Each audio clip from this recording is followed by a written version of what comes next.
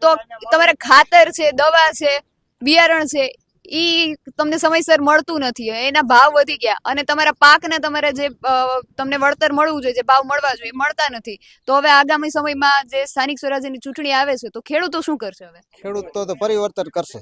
પરિવર્તન બાકી માટે તો ખેડૂત. સરકારને માલ છે ને પૂરેપૂરો લેવો જોઈએ. મગફળી છે, ચણા છે, ઘઉં છે, એનો પૂરો ભાવ. આજે ઘઉંનો ભાવ 400 રૂપિયા, ખેડૂતને 400 રૂપિયામાં ખર્ચમાં નથી મળતા. વેચવા જાય તો યાર્ડમાં કે માર્કેટમાં વેપારી 400 થી 450 વધારે કોઈ આપતા નથી. અનાજ કરતા તો ભંગારના ભાવ વધારે છે. અનાજ કરતા તો આજે ઘઉંના કિલ્લાના કરતા તો ભંગારનો ભાવ ભંગારનો વધારે ભાવ વધારે છે. તો સરકારને તો ખબર જ હોવી જોઈએ ને કે આ શું છે. તો તમારા અહીંયા જે સ્થાનિક પ્રતિનિધિઓ છે, તમારા તાલુકા પંચાયત, જિલ્લા પંચાયતના, એ પ્રતિનિધિઓ તમારા જે બધા પ્રશ્નો છે એને સાંભળીને એને આગળ રજૂઆતો કરે છે? એ તો રજૂઆત કોક આવે તો કરે, પણ આવે તો કોણ કરે એમાં? બાકી તો આવે છે તમારા પ્રશ્ન આવતા નથી કોઈ, એવું કઈ છે જ નહીં. એવું કઈ પરિવર્તન નું વિચારે છે બધા અમારા આ બાજુ વિસ્તારનું.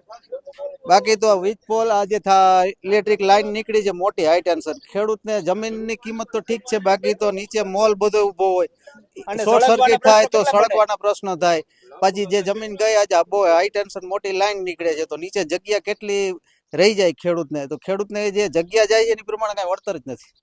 એ કઈ વળતર આપે નહીં. બીજે ગામ ગયા છે, વળતરનું કોઈ જાહેરાત નથી, પણ ખેડૂત અત્યારે અમારે કોઈ એમાં લાઈન નાખવા દે એમ છે નહીં.